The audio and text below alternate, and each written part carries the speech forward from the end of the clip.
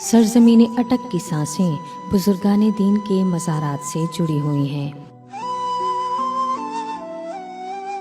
हज़रत सैयद सदरुद्दीन बाकरी उर्फ सखी सुल्तान और हज़रत जी साहब का शुमार अल्लाह के उन बरगुज़ीदा बंदों में होता है जो दीन की तबलीग के लिए यहाँ आए और अपनी पूरी ज़िंदगी मखलूक़ खुदा की तरबियत और ख़िदमत के लिए वक्फ़ कर दी।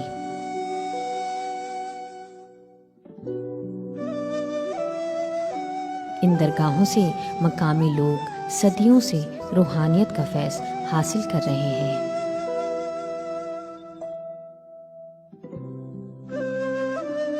हज़रत जी साहब की दरगाह के नज़दीक दरियाए सिंध पर खूबसूरत तफरीगाह और कश्तियों के घाट हैं जहाँ सयाहों का हुजूम रहता है।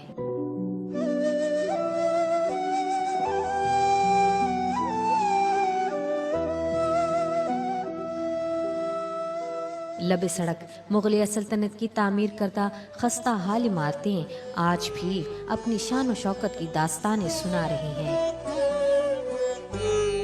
इन इमारतों का फ़न तामीर दीदा ज़ेब और उम्दा है। ये यादगार तज़ीनी नमूने माहिराना तर्ज़ तामीर का शाहकार हैं। बिलखुसूस सुर्ख ईंटों से बनी बहराम की बारादरी जिसे जरनेली सड़क से गुजरते हुए बाआसानी देखा जा सकता है। ये जो है ना, ये अकबर बादशाह के दौर की तामीरात है, उस वक्त की आबादी है। और यहाँ पे अकबर बादशाह फैसले करते थे। लोग जितने मुकदमात थे, मसाइल थे, वो यहाँ पे सुना करते थे। और जो लोग जुर्म कर लेते वो उसकी सवालात में रख लेते। अकबर बादशाह आ जाता तो फौजियों के साथ या उनके फैसले करते। जिसको सज़ा देनी थी वो सज़ा कर लेते, जिसको बरी करना तो उसको बरी कर लेते। जिसको फांसी देनी थी फांसी, ये जो कुआं इस्तेमाल करते वही थे। इस साइड पे लकड़ लगा देता ना जी, बीच में रस्सी लगा देते, बन्ने को टांग लगा के इसके नीचे पत्थर लगाया जाता, तो वो खींच के बन्ने की फांसी होती। ये जी यहाँ फैसले मतलब कि हवालात ही रख लेते। जो जिन पे मुकदमे दर्ज होते ना, उन लोग यहाँ पे पाबंद कर रहे थे बादशाह आने तक 30-35 तक रख सकते थे। इसके साथ ये भी था ना, दोनों थे। अगर हम उस जगह की तामीर को देखते हैं, बहराम की बारादरी को देखते हैं, तो वो स्ट्रक्चर ऐसा नहीं है कि हम उसको कोई और पॉलिटिकल माना दे सकें कि कैद खाना है, कोई दूसरी चीज़ है, ऐसा नहीं है।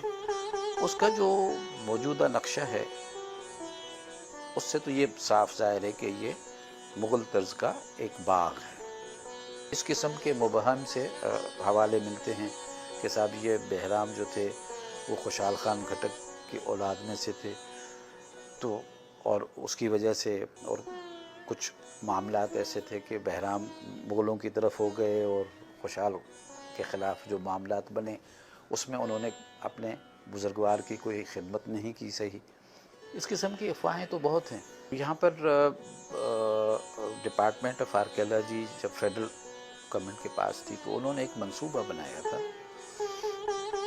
उसमें इसकी कंजर्वेशन और तज़ीन और तज़ीन नौ का जो है वो मामला था, लेकिन वो स्कीम जो है समहाउ आर दी अदर पूरी तरह से इम्प्लीमेंट नहीं हुई।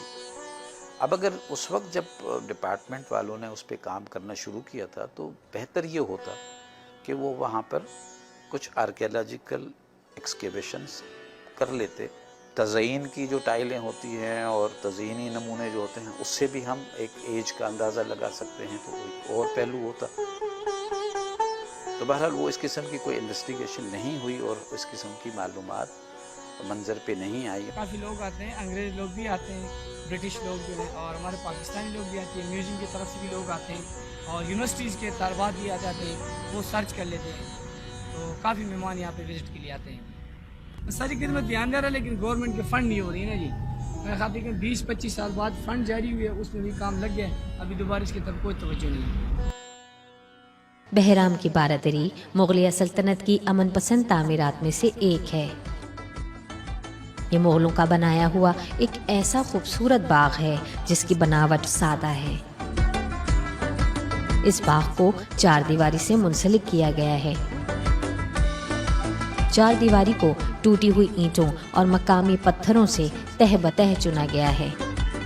پتھروں کی اس ترکاری میں استعمال کیا گیا مسالہ دوسری عمارتوں کی بنسبت ماہرانہ طرز سے پیوست کیا گیا ہے. بارادری کے احاطے میں کمرے بھی بنائے گئے ہیں. ان کمروں کے اندرونی حصے سادہ تزئینی نمونوں سے مزین ہیں. کمروں میں طاقچوں کی تراش خراش دیواروں کی موٹائی کو مد نظر رکھ کر بنائی گئی ہیں. بہرام کی بارادری میں ایک حوض بھی ہے جو سوکھا ہوا اور مخدوش حالت میں ہے, لیکن اس بارادری کے لیے بنایا گیا کنواں آج بھی قریبی آبادیوں کو پینے کا پانی فراہم کر رہا ہے.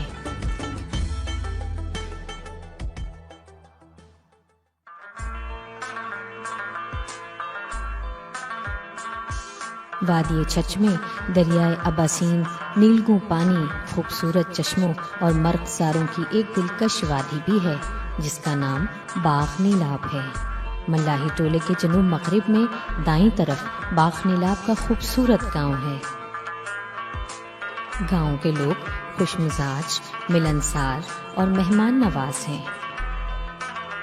ان کا آبائی پیشہ غلہ بانی, کھیتی باڑی اور مکھی بانی ہے. ان باشندوں کے مذہبی عقائد اور رسم و رواج بھی انہی کی طرح خوبصورت ہیں. میرا نام محمد خان ہے, میں باغ نیلاب کا رہائشی ہوں, یہ ساتھ ہی میرا گاؤں ہے. میں آپ کو یہاں شادی بیاہ کے روایات کے متعلق تھوڑا سا انفارم کر دوں. شادی کا شوق سے جب ہم شروع ہوتا ہے تو ہم گھر گھر جا کے سب کو دعوت دیتے ہیں. دوسرے دن اس شام کی بھی روٹی ہوتی ہے. دوسرے دن جو ہے نا بارات والے دن سب لوگ ہم اکٹھے ہوتے ہیں, بارات لے کے آتے ہیں.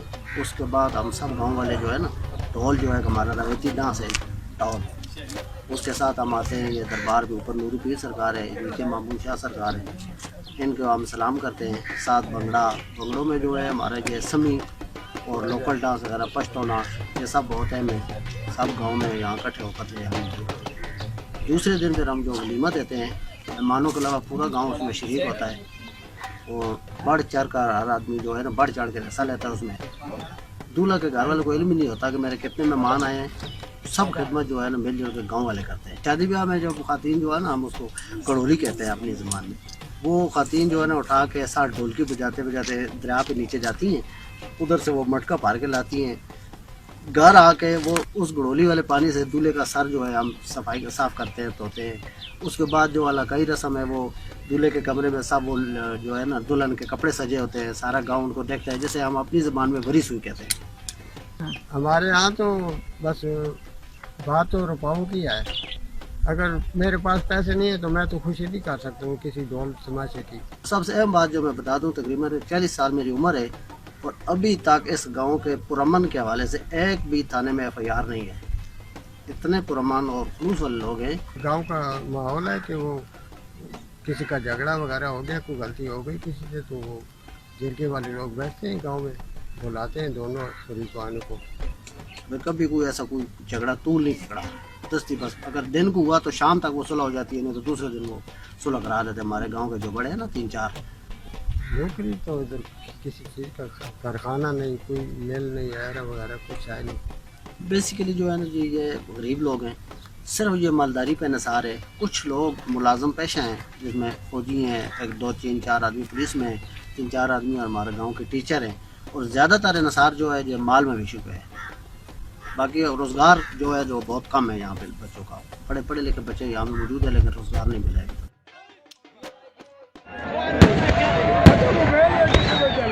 وادی چھچ میں موسم بہار کی آمد کے ساتھ ہی جشن بہاراں کے میلے کا آغاز ہو جاتا ہے. چند روز کا جشن بہاراں سرزمین اٹک کے نئے چہروں, تہذیبوں اور ثقافتوں کے انوکھے رنگوں سے روشناس کراتا ہے.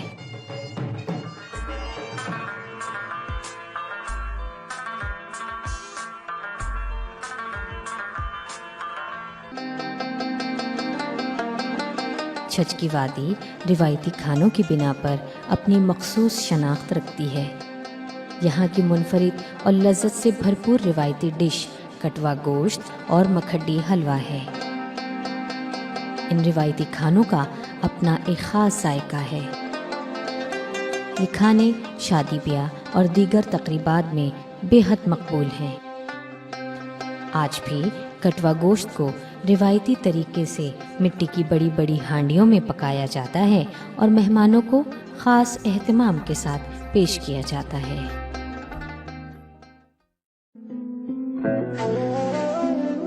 باغ نیلاب کے ساتھ ہی کالا چٹا پہاڑ کے دامن میں ولیوں کی خانقاہیں ہیں۔ پہاڑ کی چوٹی پر حضرت شاہ عبد الوہاب عرف نوری پیر کا آستانہ ہے۔ یہاں سال بھر زائرین کی آمد اور لنگر کی تقسیم کا سلسلہ جاری رہتا ہے۔ مقامی لوگوں کا کہنا ہے کہ نوری پیر اس جگہ اللہ کی عبادت میں مشغول رہتے تھے۔ ریاضت کی منزلوں میں وہ فنا فی اللہ تھے۔ دریائے سندھ کی لہریں اس وقت بہت پرجوش ہوا کرتی تھیں۔ دریا کا پانی شور کرتا یہاں سے گزرتا تو آپ کی ریاضت میں خلل پڑتا، قرآن کی تلاوت کرنے میں آپ کو مشکل پیش آتی۔ نوری بابا نے دریا کو حکم دیا کہ آج کے بعد یہاں سے خاموشی سے گزرنا۔ اس دن سے آج تک یہ دریا خاموشی سے یہاں سے گزرتا ہے۔ اب اس دریا کی پرسکون لہریں ماحول میں سکوت طاری کیے رکھتی ہیں۔ باغ نیلاب میں سید محمود الحسن شاہ بخاری بیابانی کی درگاہ بھی مرجع خاص و عام ہے۔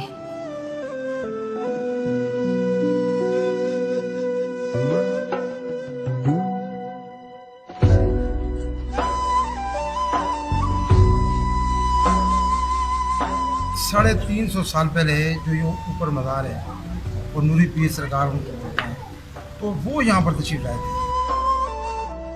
جو ہماری جد ہے وہ نوری پیر سرکار ہے، ہم سب اس کی اولاد ہے۔ یہاں پر جتنے بھی بخاری سادات ہیں، یہ جگہ جہاں پر ہم بیٹھے ہوئے ہیں یہ مزار ہے حضرت پیر سید محمود حسین بخاری سیلمی رحمۃ اللہ تعالیٰ علیہ، یہ ان کا مزار ہے۔ اور یہاں یہ ان کا جو وصال ہوا تھا یہ 1987 میں ہوا تھا، دسمبر میں۔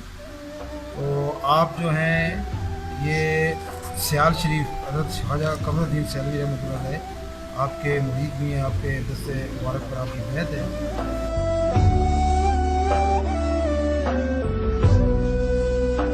یہ جو پانی ہے نا، یہ پانی اسے شاہ کا پانی بولتا ہے۔ اب یہاں پر لوگ جو آتے ہیں جن کو ہم ووپنگ کف ہوتی ہے کہ کالی کھانسی ہم کہتے ہیں، کالی کھانسی جس کو ہوتی ہے وہ لے کر جاتے ہیں، جن کو وجود پر یہ پھوڑے نکلتے ہیں، دانے وغیرہ نکلتے ہیں، وہ لوگ یہاں پر غسل کرتے ہیں تو اللہ تعالیٰ نے شفا دے دیتا ہے۔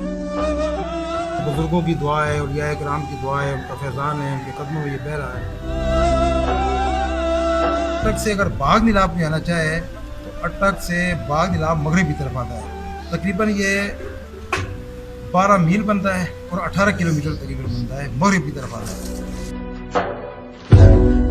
اور جہاں پر سالانہ یہاں پر عرس ہوتا ہے تو اس دربار کے حوالے سے یہاں پر اکثر لوگ رہ جاتے ہیں، جب دور سے آتے ہیں رہ جاتے ہیں۔ یہاں پر دربار شریف کے اندر بھی یہ بھی کمرے بنے ہوئے ہیں، نیچے مسجد ہے، مسجد کے ساتھ بھی کمرے بنے ہوئے ہیں، یہاں پر وہ رات گزار لیتے ہیں، یہاں پر ان کے لیے لنگر کا بھی انتظام ہو جاتا ہے، ٹھیک ہے۔ تو کئی لوگ ایسے بھی ہوتے ہیں جو دور دراز سے آتے ہیں، وہ اپنے لنگر وہ اپنے وہ کھانے پینے کا سامان ساتھ لے کے آتے ہیں۔ یہاں پر الحمدللہ کوئی اتنی مشکلات نہیں ہے، لیکن دیکھ بھال جو ہے یہاں پر آدمی ہوتے ہیں، یہاں خدام ہوتے ہیں، وہ خدمت کرتے ہیں کہ جی بے لوس یہاں کی خدمت ہے۔ یہ گاؤں کے لوگ ہیں، یہ مطلب کوآپریٹ کرتے ہیں بہت زیادہ، باغ نیلاب بہت خدمت گار لوگ ہیں، یہ بھی اچھے لوگ ہیں۔ تو یہاں پر جو باہر سے مخیر حضرات آتے ہیں، یہاں پر لوگ آتے ہیں، وہ اپنے طور پر دم دل میں سکھنے جو بھی ہے وہ اس حوالے سے بھی کرتے ہیں۔ بزرگان دین کا ایک فیضان ہے، وہ اسی کو حاصل ہوتا ہے کہ جو اس چیز کے تقدس کا بھی خیال کرے، جو بزرگان دین کے فرمودات ہیں ان پر عمل پیرا ہو، اپنی نماز کی پابندی کرے۔ یہ فحش قسم کے جو درباروں پہ ہوتے ہیں یا مزارات پہ ہوتے ہیں، اب یہ کسی قسم کا ان کا اولیاء کرام سے کوئی تعلق نہیں ہوتا۔ یہ لوگ صرف اپنی روزی روٹی کے لیے اس طرح کرتے ہیں اور زیادتی کرتے ہیں.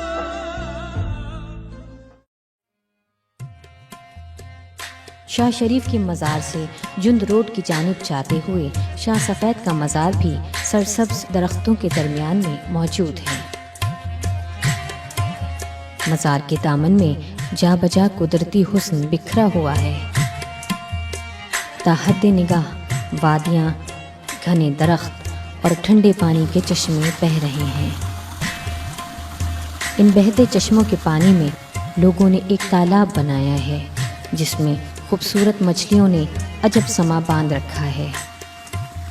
یہ نظارے شاہ سفید کی ان وادیوں کا حسن دوبالا کر دیتے ہیں.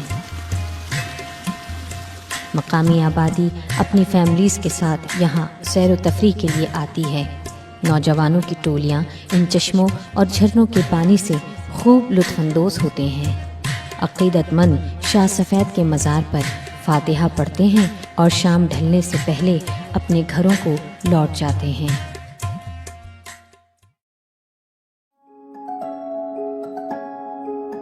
کھلا سچ ڈاکیومنٹری میں فطری حسن سے مالا مال سرزمین اٹک کی جن سیرگاہوں کے حسین نظاروں کو آپ تک پہنچایا گیا ہے، یقین جانیے وہ بے انتہا خوبصورت اور دلکش ہیں. اٹک میں ابھی کئی ایسے مقامات ہیں جن کی تلاش سیاحوں کے لیے کسی مہم جوئی سے کم نہیں ہوگی. تو پھر کب جا رہے ہیں آپ اس منفرد سیاحتی خطے میں؟